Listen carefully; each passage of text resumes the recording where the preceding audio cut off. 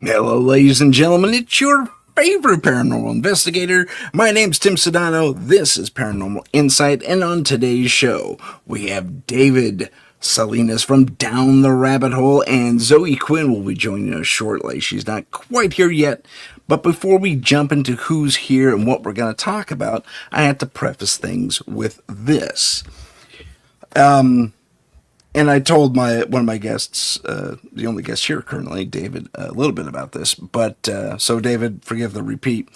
But about 2 months ago now, I returned to my faith. I'm a Catholic. There was 40 years between the ages of 14 and now. Do the math. Yeah, I'm 54. Big deal. Where I was Catholic, but I wasn't attending church and all that fun stuff. And then I had this, we'll call it an epiphany, I guess you can say, but that's the incorrect term. But you get my meaning. I'm a filmmaker and a writer, as most of you know, and I was writing up a script. And in this script, there's a lot of religious context, including a demonic possession. And one of the heroes of this is a priest, a former exorcist, who is going to use his knowledge to free this girl, this demon. Well, it required a lot of research, and I knew a little bit, but not everything. And I had to dig into Psalms and pieces of the Bible and exorcism protocol and all that fun stuff. And it, as I explained to my friend, it touched my heart. It brought me back to the church. And since I've been back, nothing really has changed except I go to confession one day and church the other. Honestly, that's about it. I try to be a little better, can't talk, a little bit better of a person. The only thing I'm really hanging on to is not saying the Lord's name in vain. If you gotta, you gotta. I'm not here to preach to you. I'm not a deacon, okay? But that's my personal little thing. And one of hey, Heidi's here. Woohoo! Heidi's in the chat. The super fan. Anyway, so as I've been exploring my faith and watching new things on Instagram, for example, I'm going to share with you a video I came across very late last week, which prompted this show. And if you bear with me, I'll play you that video right now.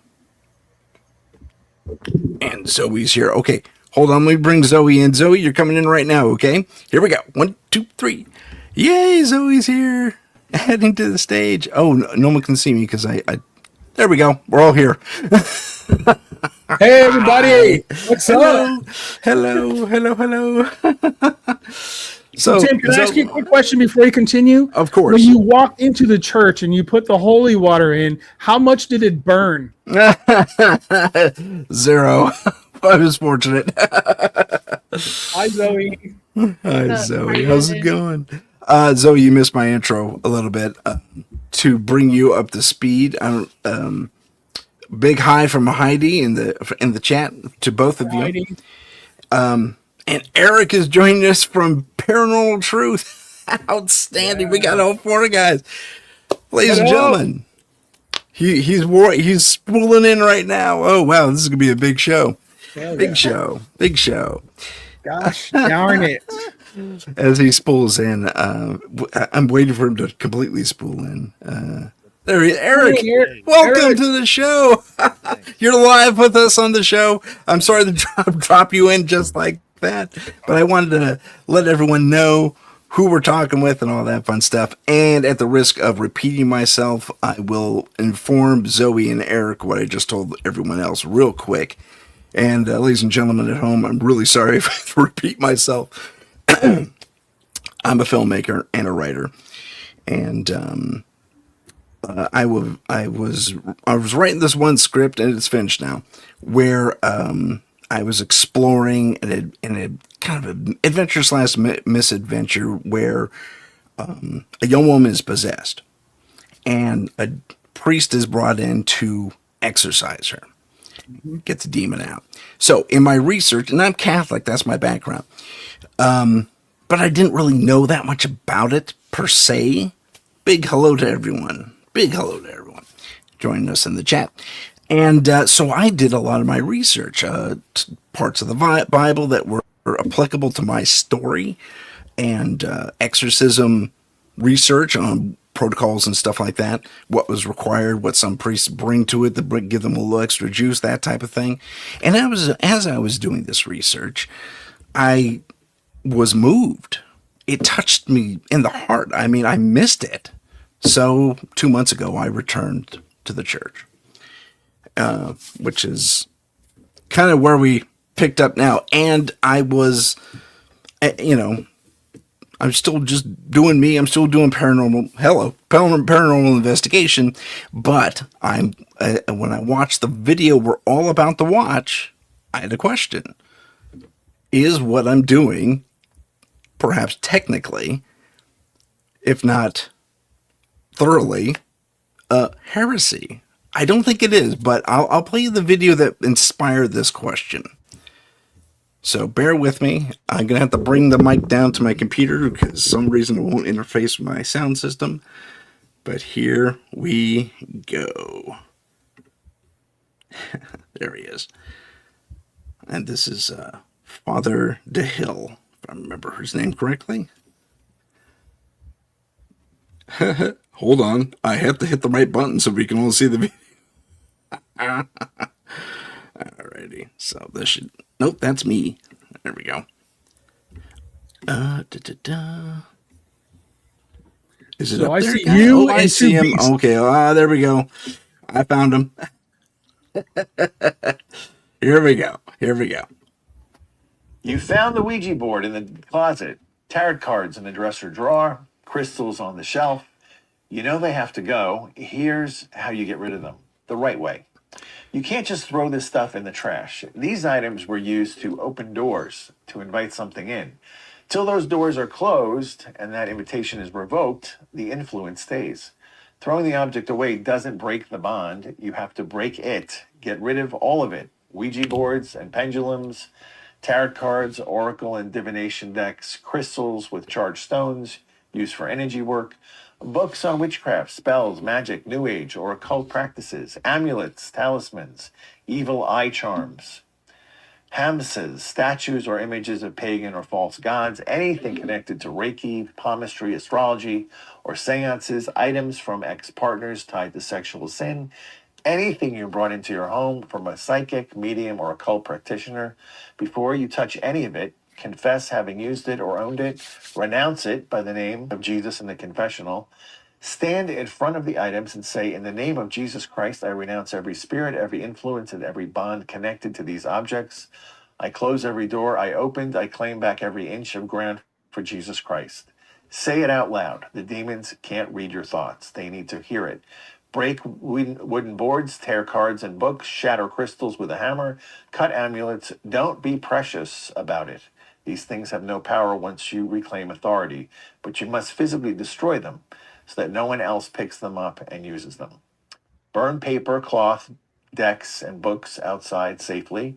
For metal, stone, or glass, wrap it, take it off your property, and dispose it where it cannot be recovered. Do not sell it. Do not give it away. You don't pass the curse to someone else. Sprinkle holy water through every room where the items were kept, and pray the St. Michael prayer. If you can, have a priest come and bless your home. This isn't superstition. This is the Catholic understanding of authority. Same authority Christ gave his church and 2,000 years ago. You renounce, you destroy, you bless. The door closes. Do it today. Don't sleep on it. Now go clean house. Okay, let me bring us all back somewhere. Where is it? Right there. There we go. All right. So, welcome back, everyone. So that's the video that inspired this podcast. As a paranormal investigator, I use a lot of computer stuff, a lot of computer research, internet research. So, Sinner.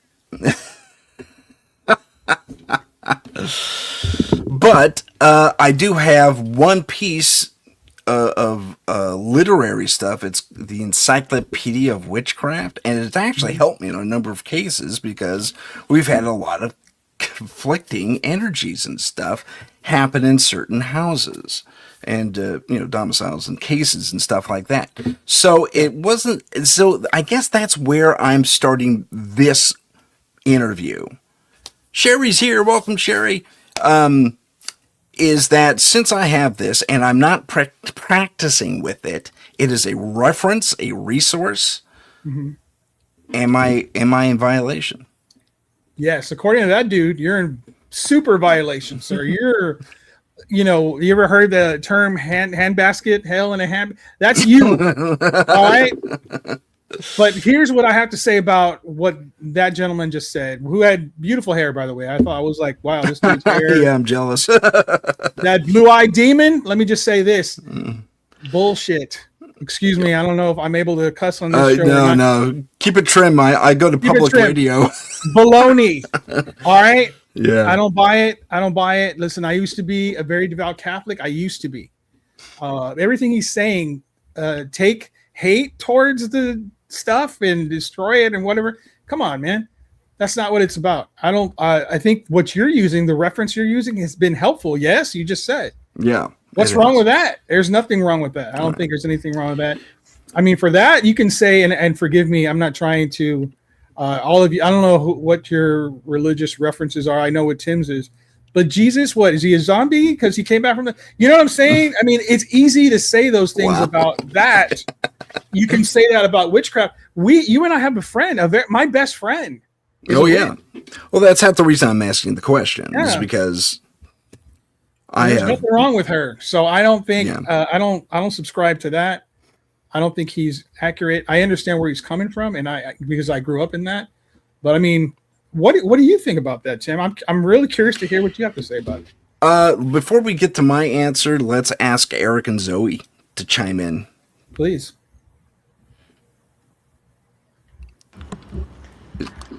I think Eric's frozen, but I'll go then. Is Eric frozen? Okay. Eric will come back, I assume. I thought I offended him. He was just frozen. All right, cool. Go ahead. I thought it'd be funny if I immediately went and grabbed my Oracle cards. Yeah. So I've got my cards here. Excuse me. Go ahead. You made him cough. Yeah. Okay. Well, the first thing I would say is just in regards to specifically that video, and then I guess kind of as a whole. And there's a lot of sound here, so if it gets too loud, just let me know. I can close the door. Chicago. So, okay. So, first thing I noticed is fear. Everything about that is fear. Okay. I think from the time that we're young, if you grow up in really kind of any family, atheist or religious, my family was like, Christian light, but nobody was ever too devout. And point is what I'm getting at is you're often told as a child, don't, that's not real. It can't hurt you, just whatever. And it's all of these things like some of the things that he said. Some of what he said is, I close these doors, I rebuke this, et cetera, et cetera. So these are all methods of protection and to help yourself when you are exposed. However, when you do anything, especially spiritually, from the source of fear, you're already starting off in the wrong position. So, he said things like, you got to speak out loud because demons can't read your mind. Well, they can. And I found that interesting. Go ahead. Well, and even in the Catholic faith, like exorcists acknowledge that they read your mind, but I digress. Which is funny you mentioned because he is an exorcist formerly. Anyway, go ahead. No, that's good. Yeah, I mean, so everything that he's preaching comes from a source of fear and disrespect. What I've learned is that, like with people, even bad people, in fact, and maybe especially so, but with anything dark or just otherworldly, something you are don't know what it is, the shadow person at the end of your bed is not always evil, right? And you should be approaching it with respect. And so asking like, why is it here? What do you want? And it's kind of like a tiger, right, in the woods. Like, you're not going to ask a tiger what it wants, of course, but you are in the jungle. If you are in the jungle and you're encountering a tiger, well, you're in its territory, and it's going to do what it's going to do. That's what its whole existence is to be a predator. And so same thing with anything dark, that they have their own design, just like anything positive. And I know I'm kind of running on here a bit, but the other note that I put with this was everything he said was from a source of fear, but also was to separate yourself from yourself. And I'd argue also from God. So like, whatever name you want to put on that, spirit, God, universe, the creator of all things, to create separation from yourself, from within, from God. Back. Hey, Eric, I think you're already starting off on the wrong foot. So I could keep going on all that, but that'll be my little exposition on that. Okay. Eric, same question to you. First thoughts?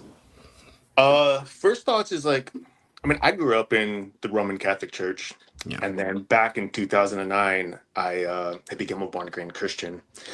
And so one thing that I've noticed throughout the history of my time in the church is, especially with the Catholic Church and Protestants, when it comes to demonology, when it comes to casting spirits out, they often turn to mediums and spiritists to get an extra inclination as to what's actually happening in that house. Because the Catholic Church won't go and do an exorcism without a proper investigation.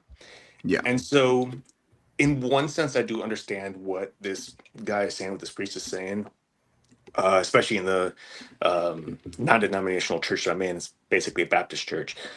It's power of Jesus and only Jesus, and we need to cast away anything that is considered sin or dark or evil. But when it comes to heresy, like, the important thing is the core belief.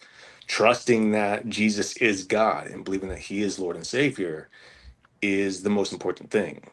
For me, being a Christian, doing like the prayer of Saint Michael, that's a no.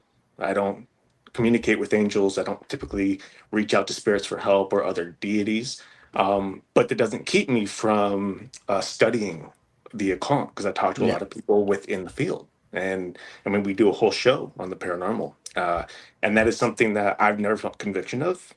It's something that I feel like when I'm in the church, people have questions, and a lot of pastors and priests, they don't have answers to it, but I do, which is really great. And I'm able to lead them to a understanding. And I think that's important, because you have to have an understanding of some of these things in order to avoid them. You have to understand what they are and what they're capable of doing. Because I think, like, consider the Ouija board. I used to mess with that all the time as a kid until I had a bad experience, opened doors that shouldn't have been opened. Right. And I didn't realize it. I didn't understand it. But now that I have understood that, now that I get it, I can help lead people better, and remind them, like, hey, this could be dangerous. There's nothing specifically wrong with it, but it could be dangerous and something you need to be cautious of. Yeah. Excellent answer. Here's where I was immediately left off upon first encountering that video and listening to it and all that fun stuff. As a Catholic, I didn't really take Zoe's approach that it was from fear necessarily, although I understand your take on that. Eric is a little bit closer to my approach, but at the same time, I also see a flaw in the argument. And the flaw is, as a paranormal investigator, as a guy who, forgive the advertising, as a guy who actually does go into the stuff, who has helped former Satanists realize peace, mostly thanks to JJ, I might add, in that particular thing. A white witch. Yeah, she's a light worker, which is, again, technically heretical. let me see if I can call up this one little thing, and I will read it to you because it is a bit of a slog, and I won't let you won't make you read it. But I asked I used AI, which I'm also not supposed to do apparently. Actually, it depends on who you ask. It's kind of You weird. got to go to confession this week, bro. I'm telling you Oh, right oh now. yeah, no, I full on am anyway. But so I asked, is ghost hunting for us secular lay people a sin? Paranormal investigation, and the short answer is no, but yes, if you seek money and fame and all that fun stuff. If you're doing it to help people, it's cool. Okay, so that kind of takes the priest's argument apart a little bit for me in that video. It goes on to say that the risk of occult contact, well, I kind of, protect myself anyway. They warned that attempting to communicate with spirits via EVP and voice boxes and all that fun stuff could inadvertently open doors and or influence to demonic entities. And that certain demons, and this is the pure focus. They always go to the demonic, which is I found super fascinating because I've seen my share of spirits, and they're not demonic. They're dead people, who haven't moved on or couldn't cross over, or had unfinished business, or what have you. Right. So I found that interesting. The first worry is the risk of occult contact. The second is the distinction of authority between the church's legitimate investigations, usually into demonic possession and or miracles happening, and that us lay people lack ecclesiastical, I messed that word up, authority and oversight. So I get it. We're not operating within their guidelines, but at the same time, they don't research and investigate what I research and investigate, per se. I mean, there's a little bit of overlap, but not really. And then, interestingly, right out of my reference, which is the encyclopedia, and I don't use it all the time, just something on a shelf in the back room, but it's the only occult reference I have in my house. It's called the Encyclopedia of Witchcraft, or the Witch Book, or I can't remember now. And it says, this is kind of what the Witch Book says, motivation matters. And here's where they talk about curiosity versus genuinely wanting to help people. Seeking knowledge for curiosity or entertainment's sake is often criticized and considered spiritually dangerous and or a sin. Whereas investigating the phenomena to protect others from genuine spiritual problems or to even confirm the divine, which I've never done, but spiritual problems for sure, is seen as potentially charitable. Thoughts?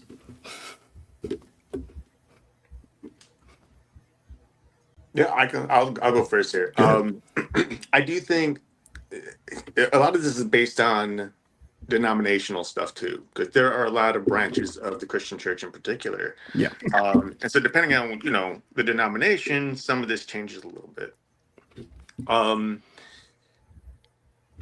I've always come to the understanding that if I am out, like now I do paranormal investigations. Justin and I have talked about this plenty of times. If I'm out seeking answers for myself, something that should be okay. So as a Christian, I should focus and trust in God to deliver answers and deliver me to whatever it is His greater purposes. So if I'm out there seeking answers that He hasn't given me, well, now I am switching the authority. I'm starting to trust my belief and my understanding into other beings, other entities, and that could become sinful. Now, one thing I do want to mention regarding ghosts and demons is, yeah, for a long time I did believe that all ghosts were demons. And it was through investigation, through meeting other individuals who've helped me to see otherwise. And there's a couple of things that happen or that have been stated in scripture that are interesting. Yeah. There are two passages in which Jesus mentions a ghost and himself.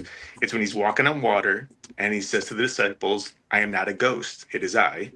And then there's another moment when Jesus comes back from the dead and he says, "Look, I am not a spirit, I have flesh and bone." Yeah. In both instances, he doesn't condemn the disciples for believing he's a ghost. He doesn't say, sorry, ghosts aren't real, they're just demons. He just says, "I'm not a ghost," which Yeah. signifies, in my belief, that there are actual human spirits that do roam the earth for one reason or another. I Right. don't know the answer to that. I don't know why. But I think that those two passages in particular are very strong in stating that not everything is demonic. And unfortunately, the church has used fear quite a bit. And maybe not purposely. It's how many of us were raised in the church. It's how many of us, like as someone who has an association religion, they were pretty adamant on like how everything is evil if not following Christ and His word specifically, right? Right. And so, yeah, it's all it's very complicated to say the least. Right. But I do think there's plenty that says like, no, there's much more out there than just demonic entities roaming around. Yeah. I agree. Others? David? Zoe? Zoe, go ahead, Zoe. Okay. Could you re-summarize your question exactly? Oh, sure. I just want to know your thoughts because after I read that little excerpt on what, I asked the internet for a basic answer to, am I committing a sin as a paranormal investigator? Being a paranormal investigator and having these references that this priest says I should burn immediately and rebuke. Well, I think as...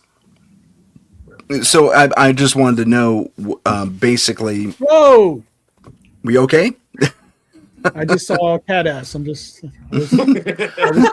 Sorry. That's all right.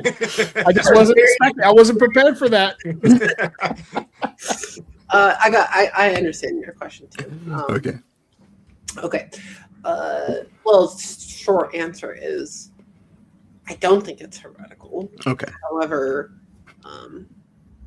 obviously, everything about me is probably heretical. So, and so I would say, if you look at the seven sins, Mhm. I would, blah. If you look at the seven sins, I have found that these are qualities that are baked sort of into the human condition. So I think, and I have nothing to cite for this, but this is just my thought because I was actually thinking about the seven sins like a few weeks ago for some like D&D stuff, and I think what I noticed about them and what resonated with me was that like if you were to follow an avoidance of these or to kind of meet the standard of like not sinning, you were kind of being, I guess, the ideal human, the ideal leader, right? And so I imagine that these probably stemmed from something pre-Abrahamic, and I'm a huge like fan and like follower of like the Vedic traditions, and if you look at the story of the Ramayana, Ram is like this idealized version of a leader, and so there's many stories that come from thousands of years prior that kind of follow this trope. So kind of my point in saying all that is it would be nearly impossible in a realistic sense to not sin like perfectly according to what the actual sins are. I think it's kind of a paradox where being a person itself is already like in sin, which I guess goes with like the whole thing, you're born in sin, but like Jesus died for it, so then you were absolved. And I don't think people are born evil or sinful, but I think the idea is that, for example, pride is a very base sin. And so the stemming manifestation of pride is ego, but you literally need ego to survive and to like exist here. You have to identify with something about yourself as a person. You have a name. We have personality, right? And especially in our modern world, modern culture, ego and even ancient culture. Yeah, go ahead. Yeah. Is ego and personality is kind of a very like valued but also very idealized thing. And so, you know, in order to like be successful in many industries or facets, it's about being like, everyone wants authenticity and somebody who's real and who's themselves and like as personable, and every part of that is technically stems from ego, which of course is a product of pride. So it's more of a matter of like, where does that pride, where does that wrath, where does that, you know, envy, all these things, where do they lead to, and where do your actions carry you? So yeah, I obviously I don't think it's heretical to investigate, because there's things that are existing all around you at all times. Whether you want to acknowledge it or not is fine. It's up to you. But we share space with other beings that we just can't comprehend, and they see us, we see them, and well, we're going to be seeing a lot more of them soon too. So if you believe, like July 11th or something like that, we're all gonna get a real up close and personal. That's the general prediction anyway.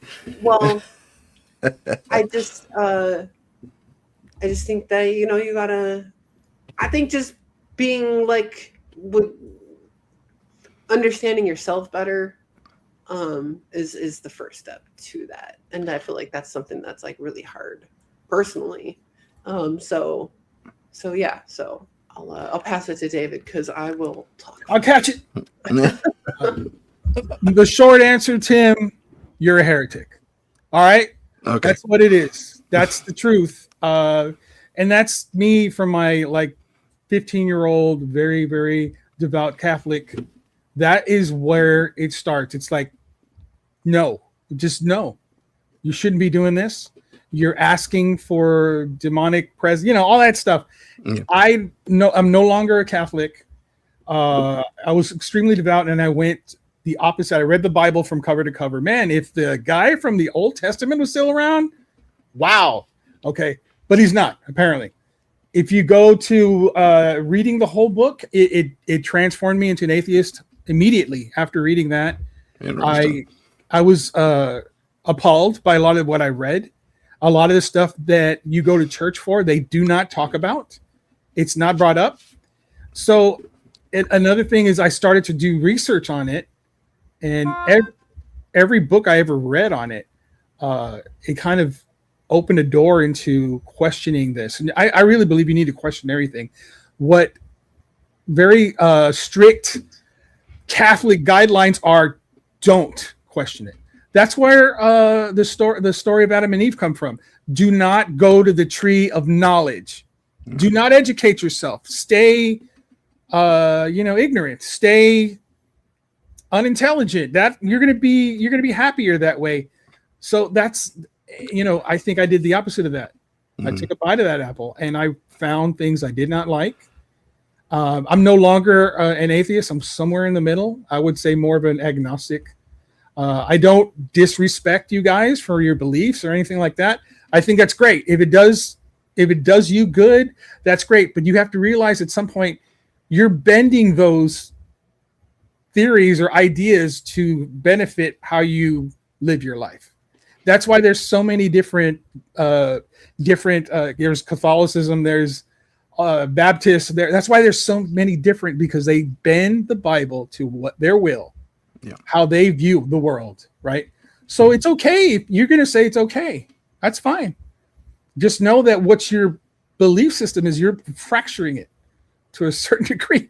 And then if you look at the Bible itself, if you go and really look at it, going from King James edit and all the books that were removed, going even further back, the people that wrote these scriptures, they a lot of the people that would copy them didn't even know how to read or write. They just copied what they saw, and it was copied hundreds and hundreds and hundreds of times, and a lot of the text was lost. A lot of the actual meanings were lost. For example, when you hear "you must fear God," that's wrong. That's an incorrect translation. You're not supposed to fear God. You're supposed to respect God. That's the actual translation, is respect, not fear. But you have all these people saying, "I'm a God-fearing man." You shouldn't fear someone who is loving and caring, and you know what I'm saying? So Yeah. I think there's a lot of misinformation, which is hilarious to say today. But it's been that way for a very long time. You got to really look at what your belief system is. You have to really question. I have a lot of questions about Jesus. That was the last thing I held on to as I was leaving. That was my favorite character myth that I held on to. It's a myth. To me, it's a myth. I'm not even sure he existed anymore at this point. And so it's very troubling but it doesn't hurt. I'm not afraid of it. I used to be afraid of this. What if he doesn't exist? It doesn't matter. You don't have to have the 7 deadly sins to be a good person in your life. You don't have to have those 10 commandments to be a good person. Not to murder. Not to steal. Those are things you should have been brought up on. Those are things you should understand. You don't need the Bible to do it. And that's why I think if you like doing this, Tim, I don't think you're a heretic. I think you're a good man. I know the work you've done, and you've actually helped people. That's what this is all about, is helping people. And that's where I come from. With regard to the myth thing, I found that an interesting statement. There's been a lot of very, very recent archaeology and anthropology that actually proved that Jesus is a real person. So I found that very interesting. Yeah, I still stand by it, because everything that they're coming out with, where is the actual proof? Where is the actual stuff? If it was a big thing, we would already be hearing about it on every news outlet. Would we? The facts. Because we can dive into conspiracy theory if you really want to, in that, we're being filtered in our media sources. So, which I don't necessarily trust on either side of the aisle, but I go to independent sources all the time. Then is it real? What's real anymore? Well, real is, there is a truth out there, man. I feel that there is, and it's not all being covered. It's horrible, because nowadays, and it happened to me maybe 6 months ago, where there was this news story, and then I heard about it from another source, and then I heard about it from another source. These are mainstream sources initially, and then I heard about it from a couple of independent sources, and all of them had parts of the story. Right. It was when you took everything and you kind of had a Venn diagram, all the circles interacting at that point in the center where everything gelled, that you finally got the real story. And months later, it bore out, and all these different sources said so. What was in the middle, where those things overlapped, was the actual truth. So, yeah, it is out there. It's hyper obscured, especially in today's, world, where we have so many news sources, a 24-hour news cycle. You can barely keep up on anything. And there's only like 3 or 4 things being really kind of covered, not only by the mainstream, but the independents are starting to follow that too, which is upsetting, to say the least. But Sherry knows what I'm talking about. I'll argue, I live in Cleveland, Ohio, and when I do watch the news, all it is bad after bad after bad, murder after murder after murder. Yeah. If that's the case, if all I'm doing is following that particular news source, as far as I'm concerned, there's nothing but evil in the world. There's good doesn't exist, because all they share is the bad. Yeah. And it completely outweighs the good. So, it's definitely got to consider all the various news sources, because I do think there's an agenda. I think there is. I agree. some fear mongering out there for a reason. For sure. It's going to continue to build that way. It's just going to get stronger, unfortunately.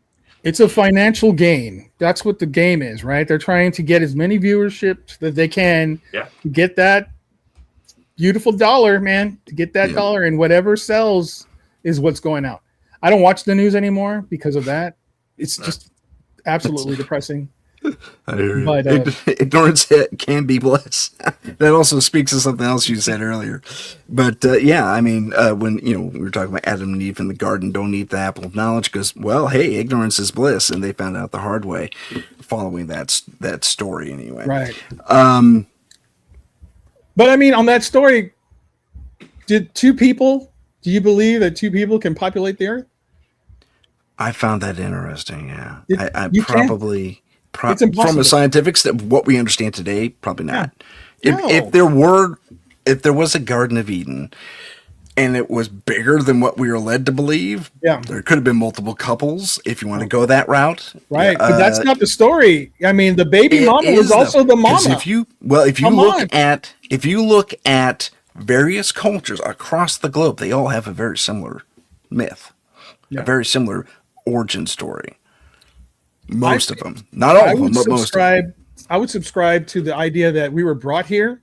Ancient alien theory. Yeah, I would sooner believe that than Adam and Eve and possibly Steve got together and had a whole bunch of kiddos and then had kids with those kiddos. Which, I mean, now we're talking about the Epstein class. Okay. So I will say I'm going to stand for the argument of Adam and Eve, because, like, in the beginning, Adam and Eve were designed like God. They had a bigger spark of divinity, and so our bodies were potentially different back then and capable of much more, and they lived way longer. And we could see that through Scripture, that as time went on, evolution diminished our lifespan. It made more illnesses come into being. It made the bodies weaker, and they broke down. So I think there is a strong possibility that two people could potentially populate the entire Earth, especially when you're considering, like, genetics didn't play the same role as they do today. They weren't as corrupt. And so even if children were, having sex with their siblings or whatever and populating, it didn't have the same effect as it does today, with the way geneticism has just broken down and deteriorated over time due to sin.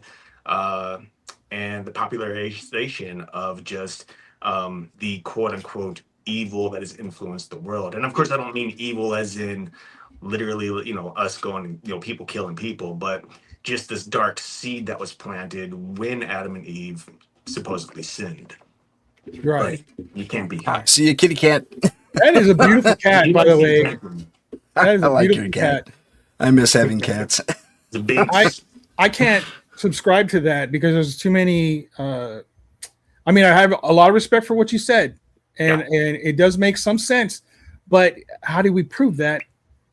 It's Excuse me. an impossibility. You have to have faith. Well, and that's the whole point, though, too, when it comes to believing in God and the Christian faith in particular. Any faith, really, you got to have faith. Right. Exactly. I don't have faith in that. I don't think that's a real thing.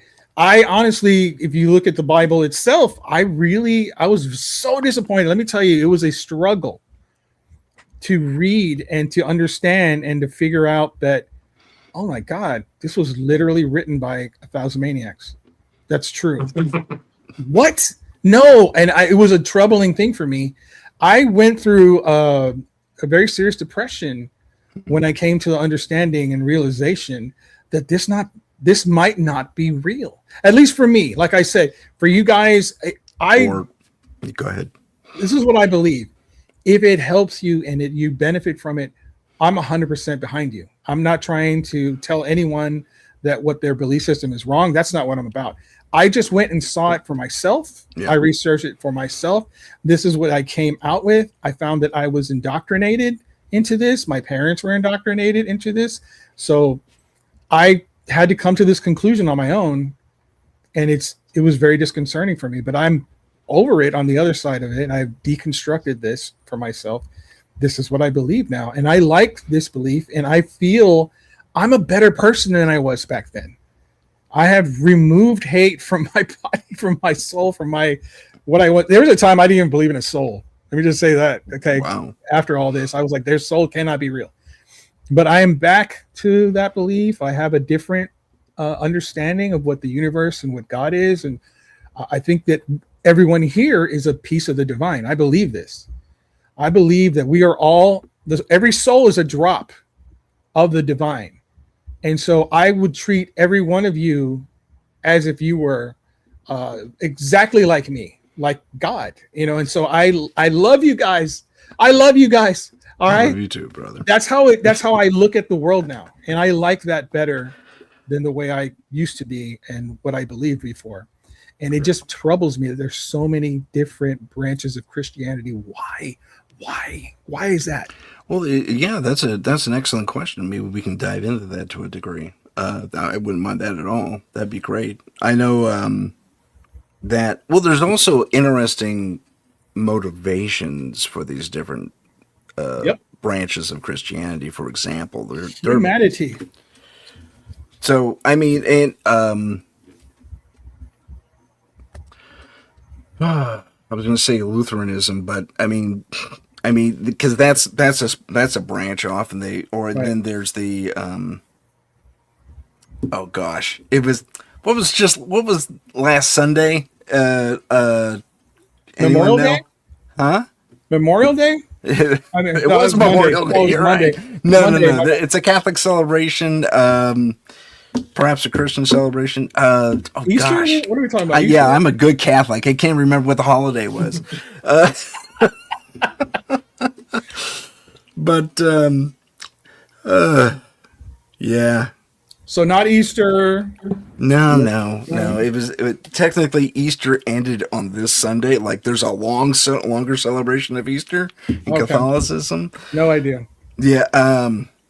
Oh, okay. Jesus returns from resurrection, and he goes to his apostles and says, because they've been in hiding since his death, because they don't want to get killed themselves. So they've been in hiding. He finds them and says, "Hey, I'm back. Here's your next assignment. Spread the word." And there's a name for it. It's like apostolate. Oh gosh. If anyone happens to know out in the chat, let me know. My brain just took it. Sorry? Is it Pentecost Sunday? It is. Well, Pentecost. Pentecost, yeah. Cool. Yeah, gosh, I had the local bishop in my church and everything. I completely forgot that. Anyway, so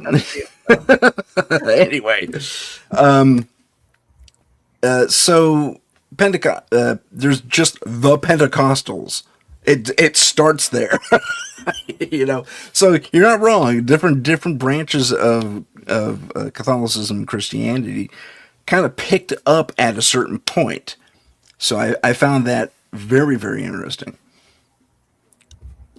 Would it be ethical for me to get into a romantic relationship with a Sasquatch? You do you. I'm not here to judge. Report back to us, okay? We'd love to hear about it. Consensual.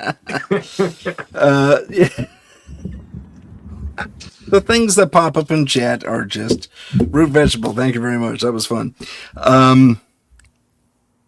Yeah, and Sherry, going back to what David said, that there was, it kind of lends to what Justin and David said about early springs of humanity being potentially incestuous. But if you believe what Justin said, that our genetics were more pure back then and didn't really matter, and we could breed like cats and bunnies and stuff like that without any genetic degradation. Right. What Eric potentially said. He's right. And that's kind of where I land with the written word, because one, it's incomplete because we have a Bible in Ethiopia that has been untouched by all these rules, and it is this thick. I'm not kidding. It's almost a foot thick. And they kept everything in, and from way back. And there's books I never even heard of in there. Up until very recently. And I can't even begin to give you an example because I'm a little Swiss cheese right now. I had a very poor night's sleep. Anyway, enough about my problems. So, and now I forgot my train of thought. What was I saying? Oh, okay, the word. it's incomplete. For me, it's incomplete. That we have bits and pieces, and I understand we can't write every minute of everything, that because that book would be hundreds of volumes, if not thousands. Right. I get that.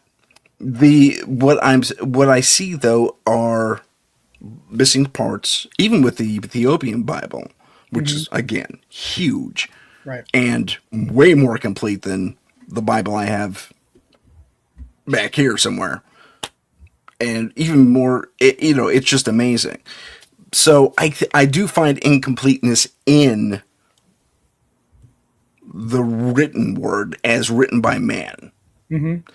So what I find myself doing as a newly returned individual to the church is I try and take my own. I try to receive directly from the Spirit, if you will, what it is for me to be Catholic, and I have to admit that up until intermittently in the last 2 months, I have found I don't like going to mass that much. I'm It's a right there horrible with thing you. to say, but I don't like going to mass that much because it sounds like, for me, it feels, and I'm going to use emotion here, but it feels like not everyone in the room is on the same path that I'm on, that I expect everyone to be on. Okay, so maybe that's a little bit selfish on my part, but I feel like they're just going through the motions, and it means more to me. So, I'm actually going to talk to my priest about that this Sunday or this Saturday, but and see what's going on and what he has to say, if anything. I think it has a lot more to do with you than it does, because and Eric and Zoe might find this to be the truth, is that everyone has their own path that they use this for, and a lot of it's not on the up and up. You're going to find a lot of people. I have met a ton of very devout church-going people who are the most horrible human beings I've ever met in my entire life. Same. That's a fact. So I think it doesn't matter if the book was perfect. It doesn't matter how long the book is. It doesn't matter. It was written by men, and men are the problem. They're going to branch it out into their own system of beliefs and how they view it, and they're going to use it for their agenda. And I think that's the issue. It's just about being a good person at heart. To me, that's what it was always about back then, is to try to be a good person at heart. I used to want to bring the science, because I love science. Same. And say the story of Noah. I wanted to bring them together. I wanted to find the ark and understand that this is how it worked. It doesn't work. It doesn't work. There's no plane on which that works, unfortunately. You can, go ahead. I was going to say, I will cite that again in multiple cultures around the world. Yep. The exact same story is told. So perhaps we only know of one story, when in fact there are multiple stories that accomplish this. Well, they say that but there's another version of that too. The Hopi Indians, for example, they didn't build an ark; they went underground. How's that supposed to help them in the flood? Not great as far as breathing. That would be terrible. I mean, if there was an air system or something like that, or there was a chimney, something, I don't know. But when they did that, they died. I mean, they did that. They did not. Most of them did not survive. But I would say this: if they say that the ark landed in Egypt somewhere. No, Mount Ararat, Turkey. Okay, so Turkey, close. Yeah. How did those animals disperse all the way around the world, man? If you had a koala or a kangaroo travel from there all the way down to Australia somehow and made it, you would find evidence of that whole stretch all the way to Australia. You would find kangaroo carcasses here and there and everywhere. You don't. Why? Because it didn't happen. Well, it's the same with evolution too. Like how many Darwinism people, it's like, oh, evolution existed, and yet we don't have any evidence whatsoever that there's a true macroevolution. Right. There's nothing proven that humans came from gorillas or apes. There's such thing as microevolution, where it's like certain animals might adapt to their environment based on changes. But we don't see them sprouting wings and flying off into the night, you know? Yeah. Cryptid, perhaps. But Yeah, well, evolution is definitely a theory. So is gravity. Gravity is also a theory. true. And I'm not going to go on a tall building and jump off to test it. You know what I'm saying? They're theories, but Proven. I mean, to some degree, you can measure evolution. Yeah. You can see evolution. I mean, I think there's some truth to it, but that's just my belief. I can see where religion would think, no, that's not accurate, you know. But I get it. I totally understand that. Gotcha. If I could make a comment on what you're saying, Tim, about being in church and like feeling like it matters more to you than like the people just passively going out of tradition or habit or image. I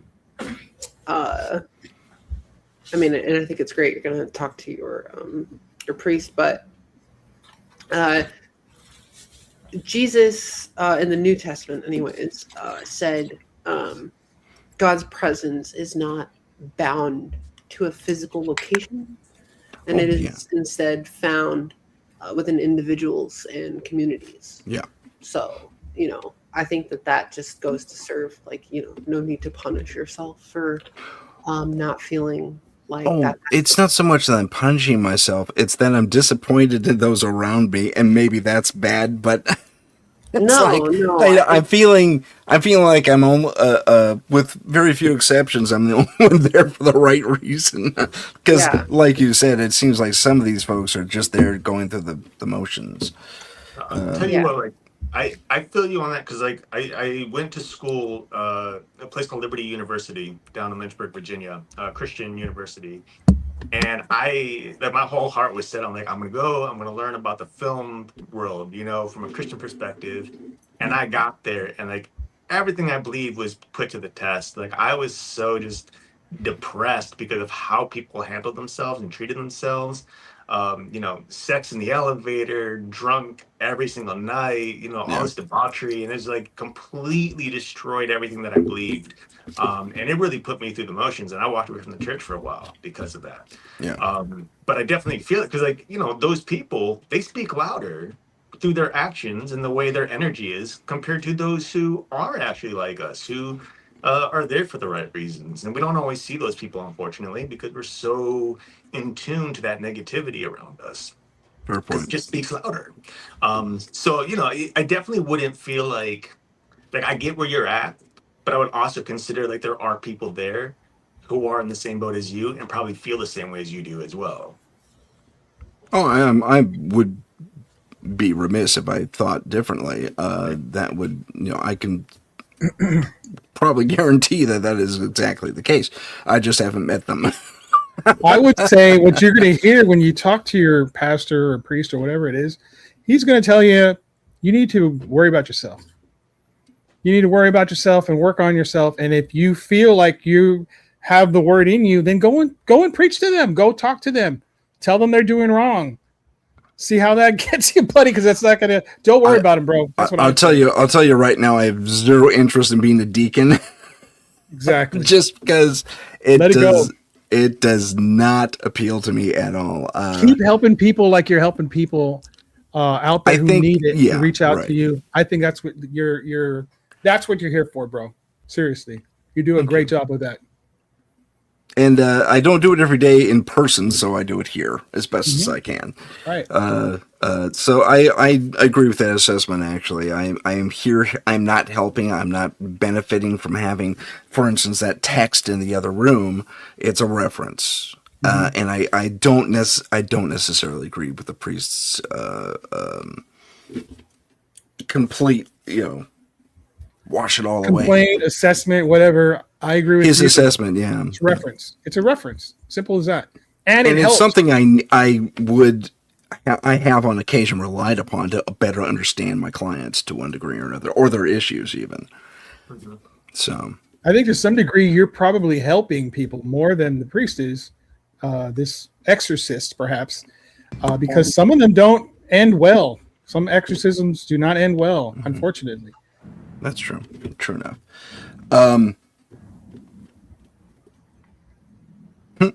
Root's going off on his own little conversation. That's kind of interesting.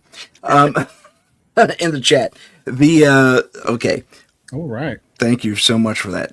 Guys, we're going to take a short 2-minute break. We're going to do some station identification, a couple of commercials. So let's do that, and we'll jump back into this very interesting conversation. I'm looking forward to it. See you all in 2 minutes. This is the United Public Radio Network, 107.7 FM in New Orleans and 105.3 in the Gulf Coast. UPRN talkradio.com. Esoteric programming at its finest. Long ago in the ancient world, the Trebus Omnes Lux, later known as the Tridents, were celebrated heroes, defenders of humanity against unspeakable monsters.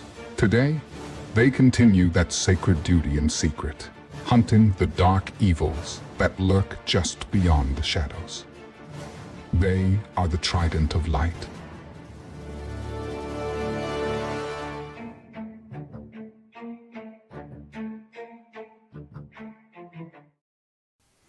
Introducing Story TV, enabling true creative freedom for independent creators.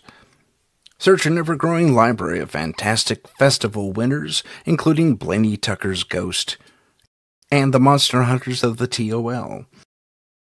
Free to enjoy at lower resolutions. Pay $5 per month for 1080 and full K presentations to support the artists you enjoy. Your monthly contribution actually goes to the filmmakers themselves. Support independent film. Support Story TV.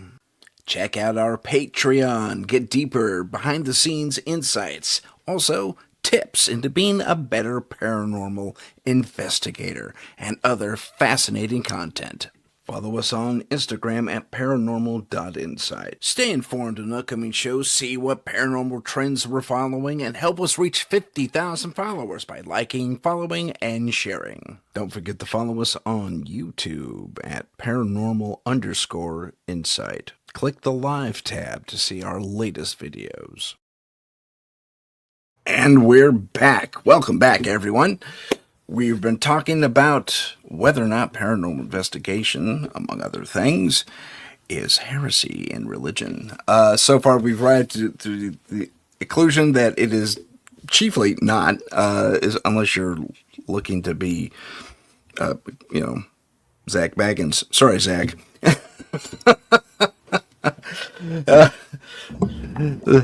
Zach has had a few things go wrong in his life. That's all I'm saying. Right? He's literally asked for it. Yeah. So, one thing I wanted to mention, I see a kitty cat. It's okay, kitty. Wants your attention, man. Yeah. It does. For sure. Sherry has a quick question before I get into that part.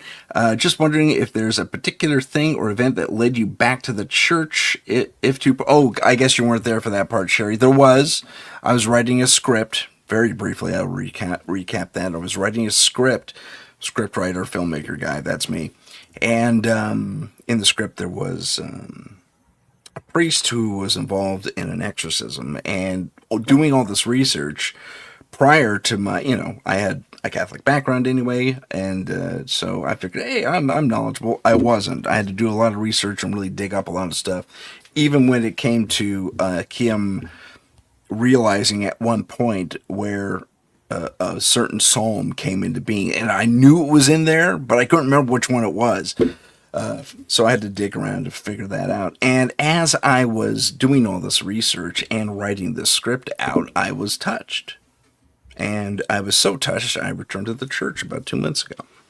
So, I want to clarify one thing. I am not down on myself for being a paranormal investigator at all. And I continue to help people anyway. And like I said before we took the break, I think the priest has a certain path he's trying to keep people on, but I don't think that necessarily applies to my situation. because I am not a practitioner of witchcraft, for example. I am not a practitioner of anything except really Catholicism, especially now. But I'm also an investigator. That was my training, my background. That's everything I did as a young man to now. So that's what I continue to do. And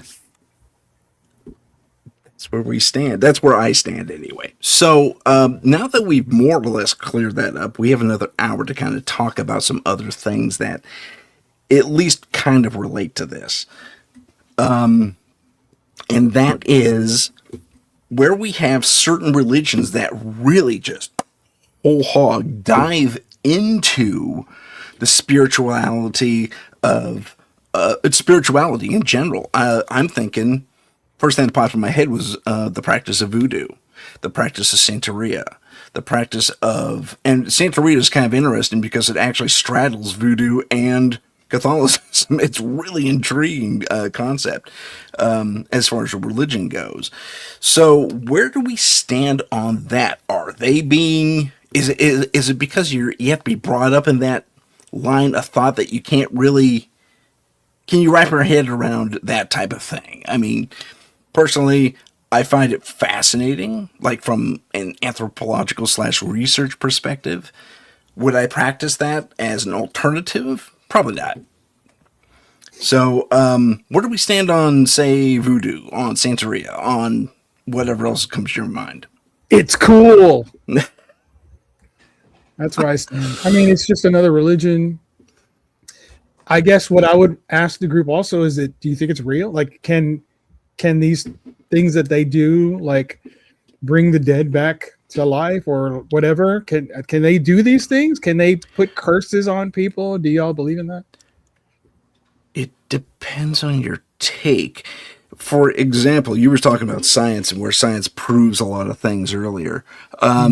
In voodoo specifically, and I might be mispronouncing it because I hear it's also pronounced voodoo, but it also depends on which region of the world you come from. Anyway, There's also hoodoo, which is, and hoodoo is a different, yeah, that's actually the magic of it. It's kind of interesting. But getting back to what I was saying, there was a guy, I think maybe I've told this story before, but at the risk of repeating myself, this is about 20 years ago, give or take. There's this guy who suddenly popped up out of nowhere. He had been missing for years. Wow. And the authorities say, oh, we found this guy in Haiti. And he was a tourist or a businessman, maybe. Yeah, he was a businessman that disappeared down there a few years prior. And everyone presumed he was dead because they couldn't find hide nor hair of him. Then he shows up and he's kind of logy and kind of out of it. But he remembers certain things. And he says, yeah, my Julietta, or I'm making up a name. I don't remember what to say. But he mentions his wife's name. The police track it back. They say, oh, is this so-and-so? We found your husband. What? He's dead. That's, everything we have says he's not. He's sitting in my office and he's emaciated and we haven't, so we found him. And what turns out to have happened was there was a series of voodoo practitioners that had kidnapped him. He was essentially hypnotized as a zombie. Right? Yeah. Brought into that state, and he was made to do all kinds of hard labor. When they found him, his hands were so calloused and cut up and scarred, his arms, even parts of his chest, because he was made to carry big rocks and stuff. Hard labor. And when he was finally rescued, because I guess they did a raid and shut down this operation, this illegal operation this group was involved in, he was super skinny, like they barely fed him. They barely gave him any water to survive. And he didn't even look like himself compared to his original photo where he was just kind of like me, little plump maybe, and, happy, jovial little guy. And he was just emaciated, right? and he barely looked like himself at all. And as they continued to do therapy with him, he said, yeah, that's right. We were meeting with someone because we had to talk to them about property rights or something like that. And they fed us a local dish. And I remembered everything tasted a little off, but you know, you don't want to be insulting and say, this is really freaking horrible. I don't want to eat it. So he eats something, and it ended up being something along the lines of blowfish poison, or was laced with it. Wow. And that's what it was that made him forget everything and put him into that trance-like state. But yeah. So a decade, this guy disappears for roughly a decade and comes back, and it turns out he was hypnotized the whole time. But in their tradition, they called it zombieism. Crazy. Yeah. Yeah, you reminded me. I was trying to look it up. So there's a story about Michael Rockefeller. You guys familiar with this? Keep going. So he disappeared, like in the 20th century, like early, and he was like 23, and the son of Nelson Rockefeller, and essentially he traveled to New Guinea, and like just went missing for like years, and like essentially they had done that where they like essentially, long story short, they zombified him and killed him basically in the end, and it's just like a crazy like story about that. You just reminded me of it. So there's several stories like that apparently, from the Haiti police, and I guess maybe the African Congo area too, where they keep finding these people like out of nowhere. You've been missing for 10 years. Really? Okay, thanks. Well, it all times. comes back to human trafficking. You know, it's like Yeah, that is a form of that, isn't it? Crazy. Yeah, absolutely. And nowadays they just don't care. They'll just yank you up and yada yada. But this is a paranormal channel, and we'll stay away from that for now. Yeah, I don't believe in it, but I would not eat the soup. I wouldn't take a chance on messing with that stuff. There's a deity that is big in Mexico. I live in San Antonio, Texas, so I've heard about this, and I've heard a couple of stories that are, it's very interesting. It's called the Santa Muerte, which is like Saint Death. Saint Death. Okay, yeah. Yeah. And it's supposed to be a figure that looks like the Virgin Mary, but skeletal. Oh, sure. I know what you're talking about. Yeah. I don't believe in a lot of that. Yeah, it's kind of nuts. Yeah. But I've heard some stories. I didn't really believe in it, but the stories I heard were outrageous. Like, you're supposed to, if you make any kind of offering, if you ask for anything, you will get it. Like, I've heard a lady tell me, if I want money, if I want someone to love me, if I want power, whatever it is, I can get it. If I pray to God, because she says, I believe in God. But if you pray to God, you might not get it, or it'll take a long time or whatever. You pray to the Santa Muerte, it'll get there to your doorstep, Overnight. No matter what it is. Yeah, but you have to offer something in return. And is the offer pretty steep? See, I don't want to even know about that, because I'm not praying to this thing. Yeah. But I've heard stories where they didn't offer, and a completely horrible thing. Like, it comes in threes. Like, she will punish you in threes, and none of them is good. It's all terrible. Okay. And you have to offer something, or else you're screwed out of luck, right? But yeah, this was something, I don't believe in it, but I'm not testing that at all. Zero. I'm not messing with It's it. probably smart. But it's kind of spooky. It's a spooky little story. It also goes to not only belief but intention, and this is something else that both I've recently found that the Catholic belief and the witchcraft belief both believe in intention, which I found super fascinating. My eyes are really opened on that part. Yeah. So I think we're dealing with that to a degree with regard to that story, to that incident. Can I ask you, Tim, and Sure. and to some extent Zoe as well, because the person one of my best friends. What is your, now that you're back in the fold? Mm-hmm. What is your approach to her? To JJ? Yes, that she's a witch. She's she's also to a degree Christian. Well, yeah, I mean, I think Because she believes she in it. refers to the Bible all the time. Yeah. And she finds solace in it. But So, what would the people in the church think of her? It depends, really. It depends on the hardcore types. And one interesting thing I found about the Catholic Church recently, and it kind of blew me away, is at least here in America, at least here in my neck of the woods, I'll say that. Yeah. I'll say that. Has been very, what's the word? Open. They changed some words so they don't offend people, and they've been very accommodating. Wow. I guess is the word. Very open, way open. It's like, wow, that's impressive. That's really cool.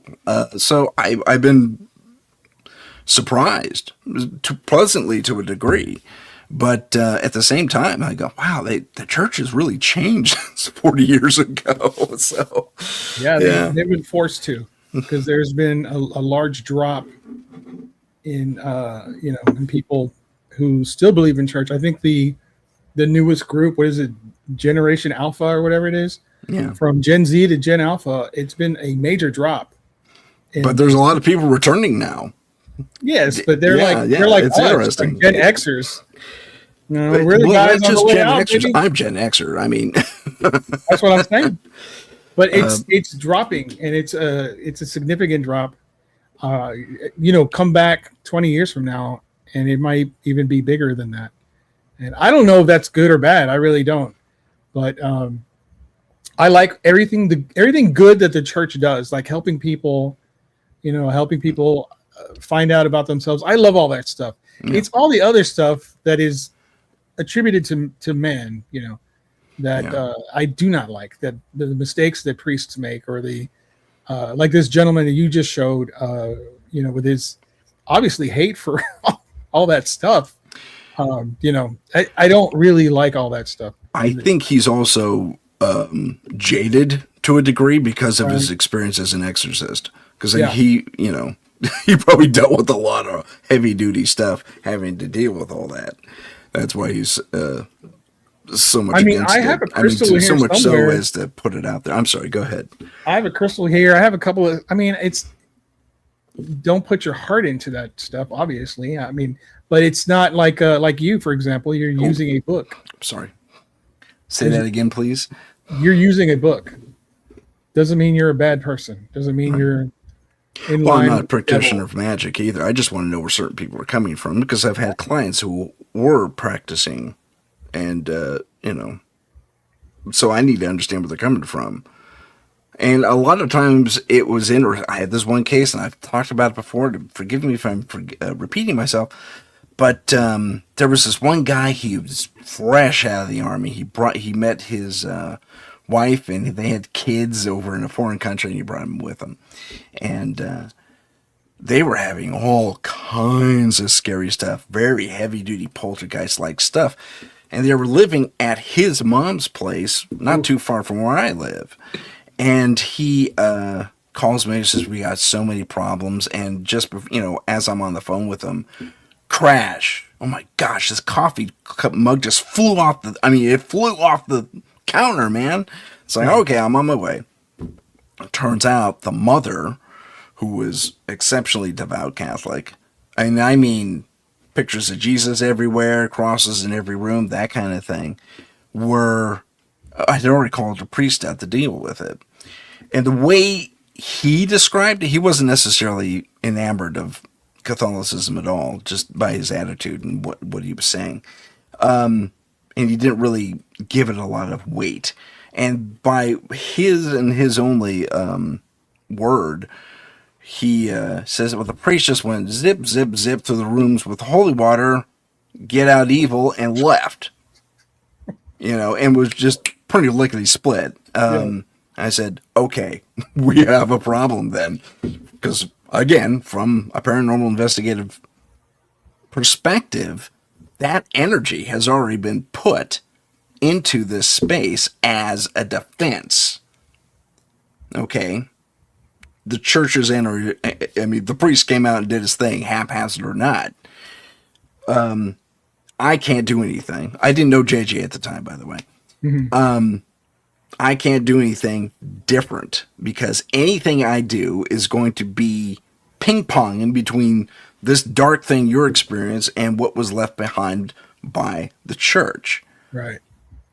And I know that sounds really weird and esoteric and metaphysical to a lot of people out there, but it rings true because I've seen it happen on other cases where it was either iconography or energy or combination of the two. Mm-hmm. These two warring factions were present in the house. And in one other case, they had these upside down stars. They were supposed to be paper lanterns, okay? But the mother-in-law came over and spent some time there and put up these upside down stars that point down, Yeah. And they're supposed to be paper lanterns. It's supposed to be cute, and they had pretty colors and all that fun stuff. But in every room of the house was a crucifix. I was like, oh, I wonder if that's the solution. And the funny thing was the path of activity followed wherever these paper lanterns are stuck to the ceiling. So I said, I'll tell you what, take down the paper lanterns and let me know if things clear up. Turns out that was the solution in that case.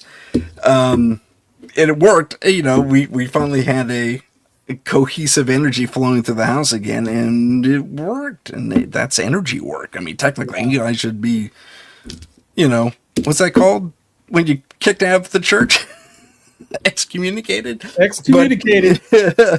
But technically there. But I think again we're largely dealing with personal energy and intention when we do these things.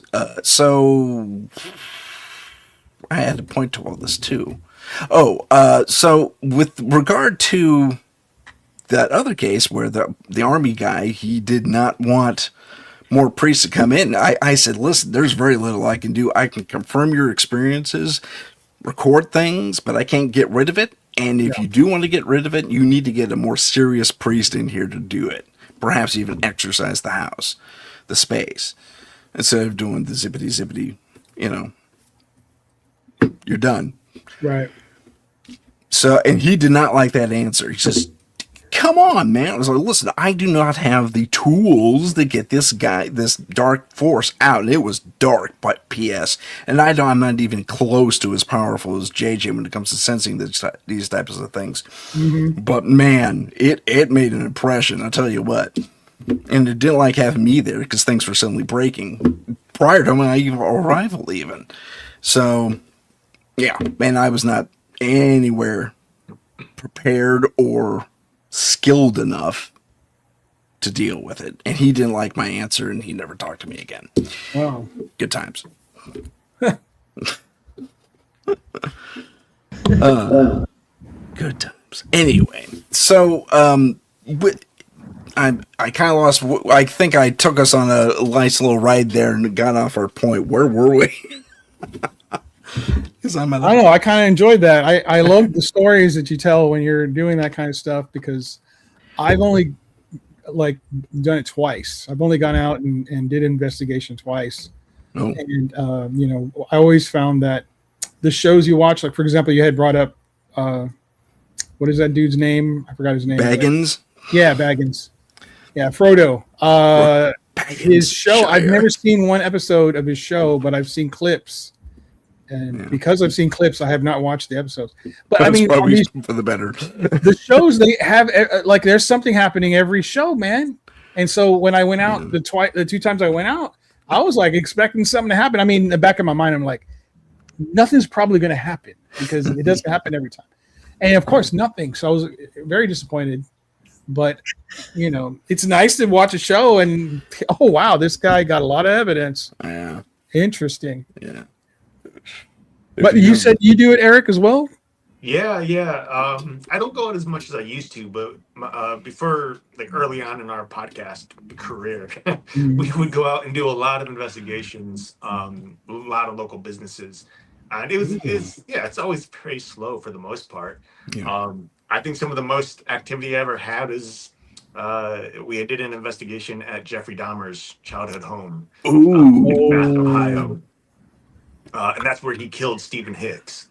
Okay. We had some interesting experiences there, but aside from that, like most of it, it's just like you spend 6, 8, 10 hours of absolute nothing except for maybe personal experiences, which is like, oh, I'm feeling a little startled because I'm in this little tight, dark space in the basement, 300 feet away from everybody else, and I don't know what to expect. Right.